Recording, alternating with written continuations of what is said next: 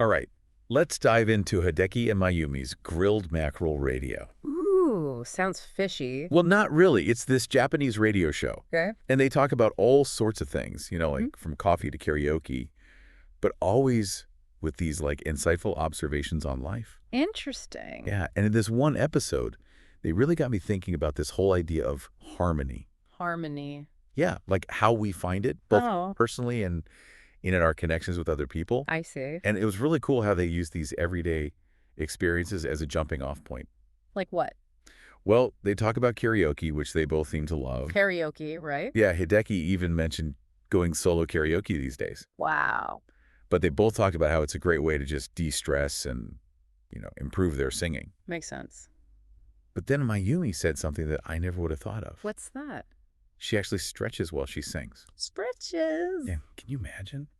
Not really. I know, it's like, who does that? Yeah. But it made me think, maybe there's something to this idea of physical and mental alignment. Interesting. Yeah, like maybe it actually helps us achieve a sense of personal harmony. I could see that. Right. Yeah. And speaking of mindfulness, Okay. this actually leads into their conversation about the importance of seeing and hearing yourself. Yourself. Yeah, like really understanding yourself Yeah. before seeking validation from others. That's deep. I know, right? And what did you think about that whole part? That part really resonated with me. Yeah. Yeah, because they talked about how people who are constantly seeking attention, they might actually be neglecting their own needs and desires. Oh, that's a point. It's like they're looking outward for something that can only be found within. It's so true. Yeah, and it reminded me of those times when I've felt insecure and looked to others for reassurance. Ugh, yeah, it's so easy to fall into that trap. It is, and Hideki believes that. What does he think? Well, he believes that if we can really understand and acknowledge our own feelings and motivations, that we can then connect with others on a much deeper level. Yeah, that makes sense. Like there's this sense of authenticity that comes from that self-awareness, Right. which I think is essential for building meaningful relationships. Absolutely. It's like you're coming to the table as your whole self, Exactly. not just the version you think others want to see. Yeah, and this idea of wholeness, it ties into another point they made Oh, wow. about how meeting with others, whether in person or virtually, can be seen as a form of harmonizing. I loved that analogy. Yeah. They talked about aligning your time and rhythm with someone else's Mm-hmm. and how that creates a shared space for connection. Right. So it's not just grabbing coffee or hopping on a Zoom call. Exactly. It's about finding a rhythm that works for both people. It's like a dance almost. Yeah. And speaking of dance, Mayumi actually used an analogy from music to illustrate this whole idea of harmony. Oh, tell me about it. She shared the story about a musician who described his creative process as adding and then subtracting. Yeah, he said by mastering a wide range of techniques and then choosing which ones to use, he can create music with greater depth and nuance. That makes sense. It's like he's refining his musical palette to achieve a certain sound, right? Right. Which makes me wonder, how does this apply to our own lives? Yeah, because, we're not all musicians. But could we benefit from this adding and subtracting approach? It's a fascinating question, isn't it? It is. It really challenges us to think about what we're bringing into our lives and whether it's contributing to that sense of harmony we're talking about. Totally. And it makes you think about the different areas of life where we could apply this idea. Like what comes to mind for you? Well, it makes you think about relationships. Oh, yeah, relationship. Like maybe adding could be about actively seeking out new connections and experiences. Okay. And then like subtracting might be about letting go of relationships that no longer serve us or, hold us back. Letting go. Yeah. Yeah, so it's about creating space for those relationships that really resonate with who we are. That's a great example. Thanks. And it's not just about the people in our lives, though, right? Sure. Maybe it's also about adding new skills or knowledge Yeah. and subtracting like limiting beliefs or, that negative self-talk we all do sometimes. Oh, totally. It's like we're refining who we are both internally and externally. Right. It's like we're constantly fine-tuning our instrument, so to speak. Oh, I like that. And speaking of fine-tuning, Yeah. the host brought up a really interesting example using onigiri. Onigiri. Yeah, those Japanese rice balls. Oh, right. Those. Yeah, so, What about them? well, they were talking about this analogy. Okay. They compared a young boy's declaration that onigiri is like the best food in the world Mm-hmm. to a seasoned comedian making the same statement.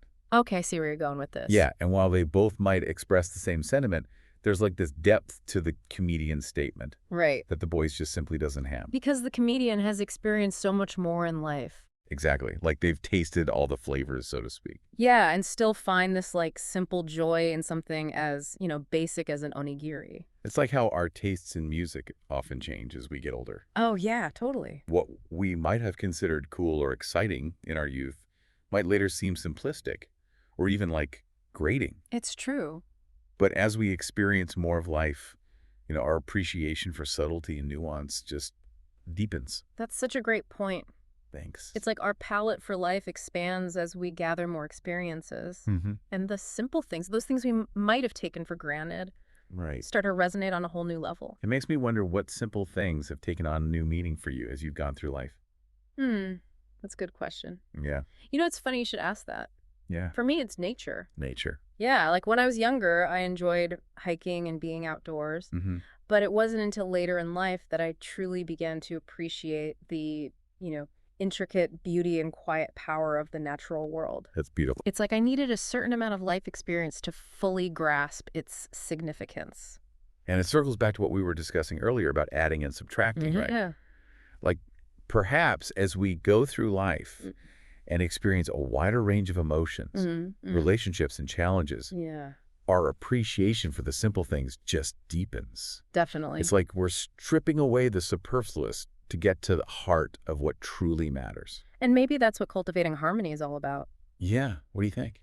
It's not about achieving some perfect state of balance, Right. but rather about finding a rhythm that works for us, a way of being in the world that feels authentic and aligned with our values. I love that. Yeah. It's not about perfection, Exactly. but about finding that sweet spot where we can truly be ourselves and resonate with the world around us. Precisely. And I think the hosts of Grilled Mackerel Radio would agree with that sentiment. Oh, for sure.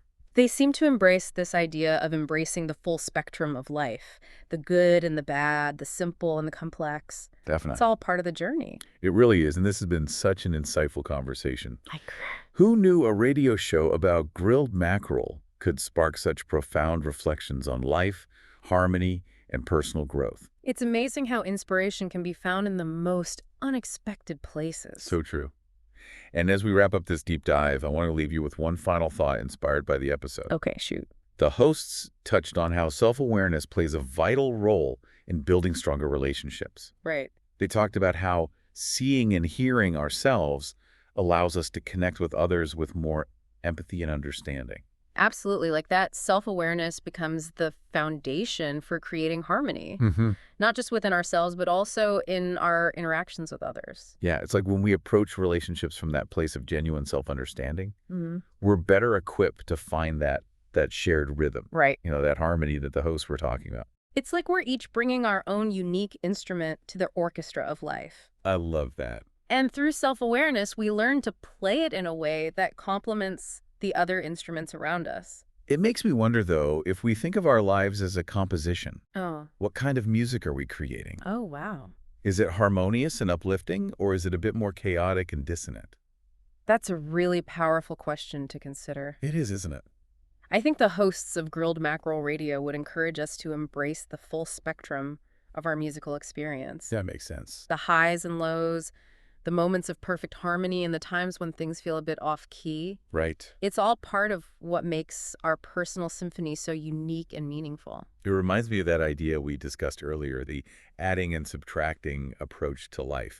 Maybe it's not just about curating like the perfect experience, Yeah. but about being open to trying new things, Right. letting go of what no longer serves us, and constantly refining our sound as we go. It's like we're both the composer and the conductor of our own lives, I like that. constantly making choices about what to include, what to leave out, and how to shape the overall composition. And just like a conductor guides the orchestra to create a cohesive sound, Yeah. we can look to mentors, teachers, or even just inspiring individuals who help us fine-tune our own personal symphony. That's beautiful. So as we wrap up this deep dive into Hideki and Mayumi's Grilled Mackerel Radio, Okay. I have one final thought for you. What's that? What if you took some time this week to reflect on your own personal symphony? Interesting. What experiences, relationships, or even beliefs have contributed to the harmony or maybe the dissonance you're experiencing right now?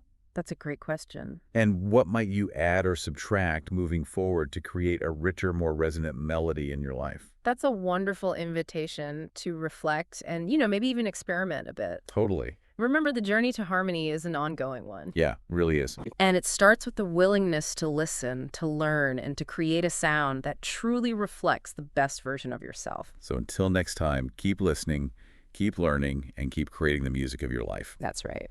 Happy harmonizing, everyone.